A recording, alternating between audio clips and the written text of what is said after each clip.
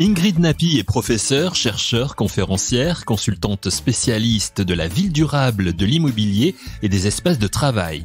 Elle est par ailleurs professeure à l'école des ponts ParisTech, titulaire en charge du cours d'économie immobilière depuis 2002. Elle a été professeure-chercheur à l'ESSEC où elle a créé la chaire Immobilier et Développement durable et la chaire de recherche Workplace Management. Les grands entretiens, un podcast Imo Week. Ingrid Nappi est notre invitée pour évoquer le CIBCA, le salon de l'immobilier bas carbone qui se tient cette semaine, de jeudi 22 à samedi 24 septembre, au Grand Palais éphémère à Paris. Dans le cadre du CIBCA, Ingrid Nappi anime la 3e journée du salon qui sera dédiée aux formations, aux étudiants et aux nouveaux métiers. Elle organise 2 tables rondes sur la formation au métier de la construction et de l'architecture de la ville bas carbone, ainsi qu'une conférence vendredi 23 sur les nouveaux enjeux de la recherche dédiée à la construction décarbonée. Quand on voit l'été particulièrement chaud que nous venons de traverser, la prise de conscience de ces sujets est importante et il s'agit d'aller vite. Et en même temps, la tâche est colossale. Ingrid Nappi nous livre son analyse. Oui, la tâche est colossale et d'ailleurs je suis ravie, merci pour ce moment d'échange. La prise de conscience est aujourd'hui réelle, comme vous l'avez dit, et je suis ravie que ce soit la première fois qu'un salon soit entièrement dédié à l'immobilier bas carbone, mais surtout au-delà de ça, consacre une journée entière, je dirais, aux formations et aux étudiants et aux écoles. Parce qu'en effet, on ne peut pas construire et produire, en tout cas faire agir les acteurs dans ce sens si on ne forme pas non plus les jeunes générations, voire les anciennes générations, à ces nouveaux matériaux, ces nouveaux usages. Donc cette journée du 24 septembre sera entièrement consacrée aux jeunes et aux moins jeunes, c'est-à-dire à ceux qui sont tous intéressés par se former et également d'ailleurs aux RH, aux recruteurs, parce qu'il convient, comme vous l'avez dit, de construire différemment. Donc il faut former, il faut recruter selon ces nouveaux enjeux. Je dirais que après avoir cherché des étudiants que j'ai eu la chance de former, j'ai eu le bonheur de former aux nouveaux enjeux de l'asset management et de la valorisation financière de l'immobilier, aujourd'hui, il faut former à construire et à construire différemment, décarboné. Donc oui, il y a une réelle prise de conscience. Alors si vous me permettez de continuer un peu, on le sait bien sûr que aujourd'hui il faut décarboner la ville. Décarboner la ville, ça consiste à déjà décarboner le bâtiment, qui est le premier émetteur de CO2, qui est aussi le premier émetteur de gaz à effet de serre, au même titre que les transports. Donc il faut réduire l'empreinte carbone, et ça passe par la ville, c'est-à-dire faut quand même bien restituer la chose pour que vous compreniez bien l'intérêt de ce salon. Quand on dit décarboner la ville, il faut trouver des puits de carbone qui absorbent ce CO2 et il faut utiliser également des ressources dites décarbonées. Alors, ça veut dire quoi ? Ça veut dire bien sûr de trouver des nouveaux modes de construire, donc des nouveaux matériaux, des nouveaux modes de circuler, mais c'est pas l'enjeu aujourd'hui, enfin dans ce salon. Et puis également, il faut ces puits de carbone qui sont la végétalisation. Et au même titre que végétaliser, autant sauvegarder la biodiversité. Donc, vous voyez, tout se relie dans cette façon nouvelle de concevoir face aux enjeux, bien sûr, du réchauffement climatique, bien le besoin de construire, de décarboner la ville, donc de construire et de véhiculer dans la ville différemment. Alors, on reviendra sur la partie formation tout à l'heure, parce que c'est important ce que vous dites aussi, à savoir qu'il faut former les jeunes, bien évidemment, mais aussi les plus anciens, les anciennes générations. Alors, vous dites, Ingrid, que le modèle est à repenser, que la construction neuve ne peut plus aujourd'hui être la panacée.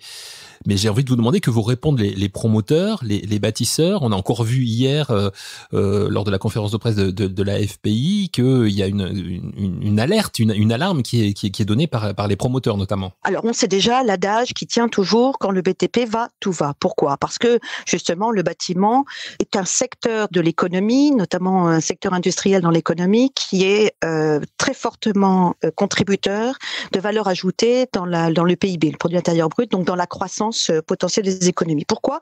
Parce que c'est un secteur dit très peu capitalistique, qui utilise beaucoup de personnes, à la différence de l'industrie automobile par exemple, où on a beaucoup de gens quand on construit. Alors ça pose aussi la question de comment construire différemment. Évidemment, on vient de le dire, il faut décarboner la ville. Donc ça veut dire qu'il faut idéalement rénover un parc qui est obsolète, qui est très énergivore, premièrement, qu'il faut reconstruire cette ville sur la ville, puisque ce parc est obsolète, donc il faut le rénover. Il faut reconstruire la ville parce que on parle également d'une contrainte du foncier qui aujourd'hui est rare, il a toujours été.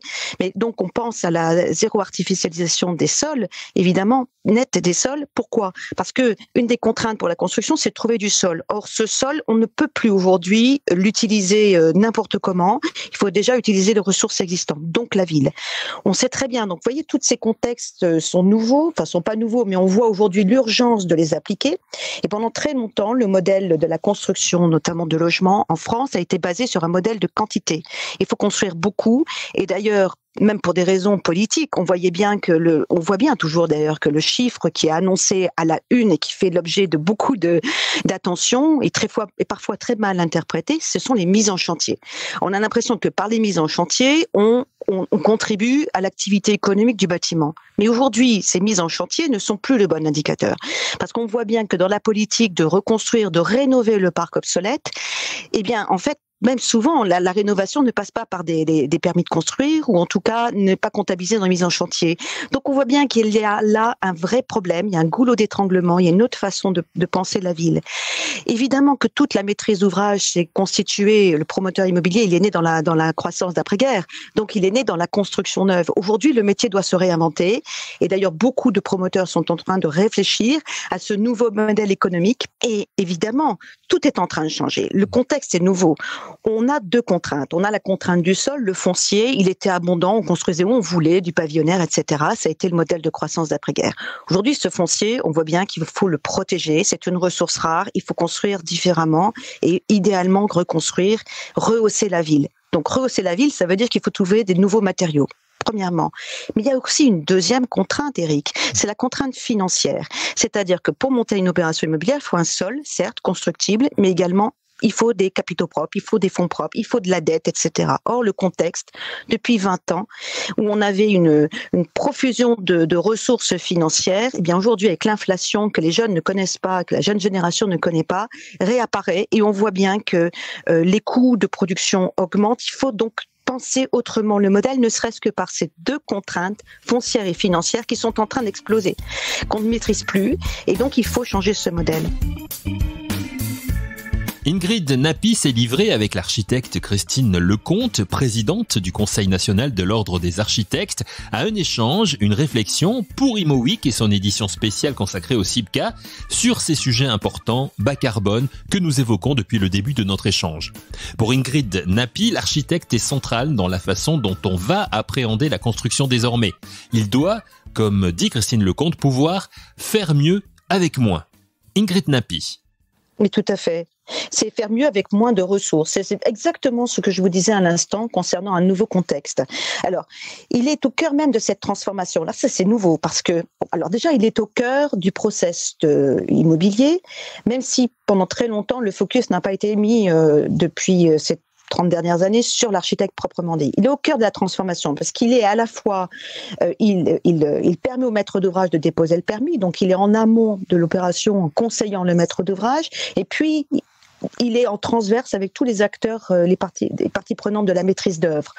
Donc en fait, on ne peut pas faire autrement que de passer par l'architecte et je dirais que, ayant été nommé membre expert de l'Observatoire de l'économie de l'architecture au sein du ministère de la Culture qui a été mis en place il y a 1 an présent, j'ai pu constater même à quel point il est le garant de la qualité du projet et de l'intérêt de l'usager en fait dans la chaîne de valeur immobilière. Parce que là aussi, il y a un nouveau paradigme de la valeur financière. On pourra peut-être en parler tout à l'heure, mais on est passé à la valeur d'usage, c'est-à-dire on recentre sur les besoins de l'usager, alors qu'on est en pleine crise Covid également, où on voit bien que non seulement au niveau des ressources, mais aussi au niveau des attentes maintenant des usagers.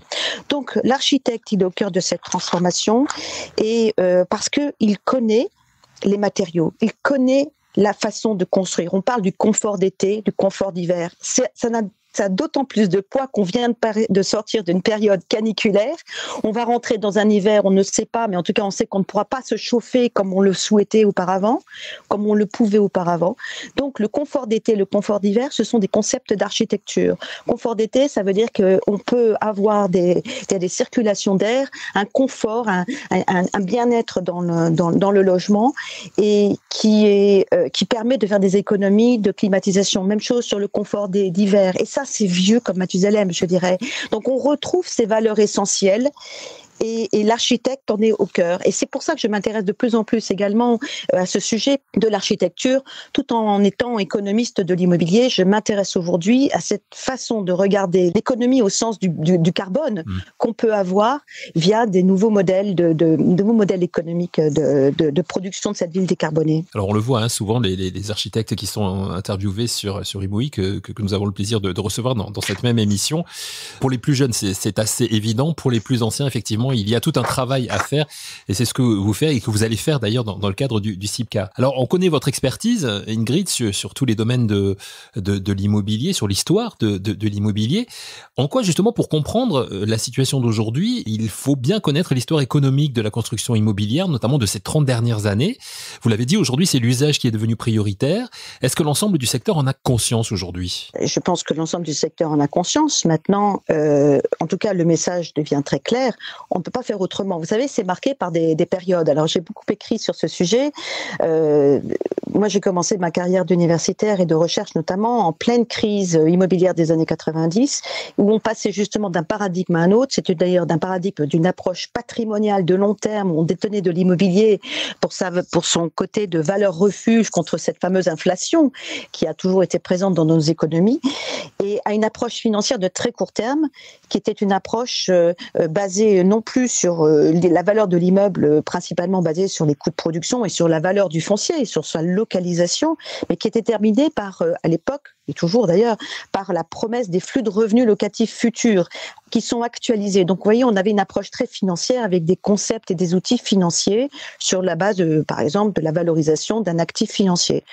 Donc, on est passé en espace de très peu de temps, à la fin des années 90, pour gérer cette crise immobilière qui a été catastrophique, pour passer à une nouvelle ère de la financiarisation de l'immobilier. Et puis bien sûr la crise de 2008 avec la crise de Lehman Brothers et donc la crise de la titrisation immobilière, où on titrisait sans connaître réellement le sous-jacent et quel était l'usage des immeubles en soi. Donc la question c'était comment expliquer que des financiers avaient une telle ignorance des sous-jacents, des utilisateurs, alors que la titrisation était déconnectée complètement de la réalité. Et au même moment, les préoccupations environnementales, les nouvelles règles, les nouvelles normes environnementales recentrent le sujet sur l'usage. Encore une fois, comme dans les années 90, on construisait des immeubles de bureaux vides, sans même qui correspondaient à des attentes d'investisseurs en amont de la chaîne, mais en aval de la chaîne de valeur, quelles sont les attentes des usagers?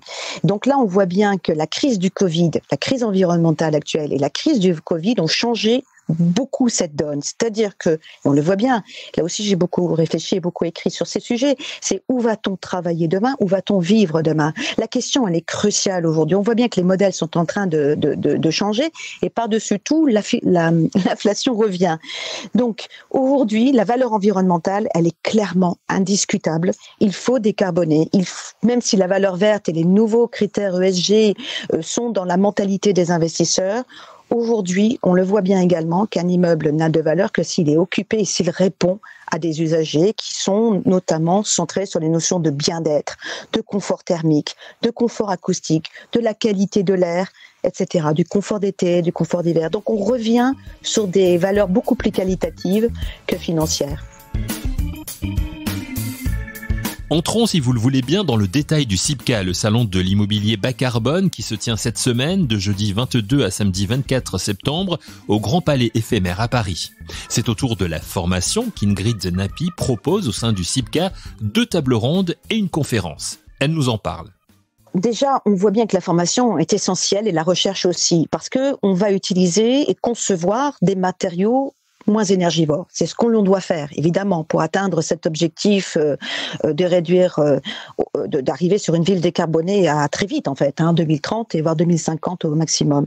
Donc, il faut qu'on utilise de nouveaux matériaux, qu'on les conçoive d'abord, qu'on les utilise, et évidemment, il faut qu'on réduise l'empreinte carbone. Donc, on va privilégier les filières courtes d'approvisionnement, on va privilégier le fait de réutiliser les ressources qui avaient déjà été utilisées pour construire des bâtiments, donc récupérer les matériaux de construction, donc c'est toute la notion d'économie circulaire.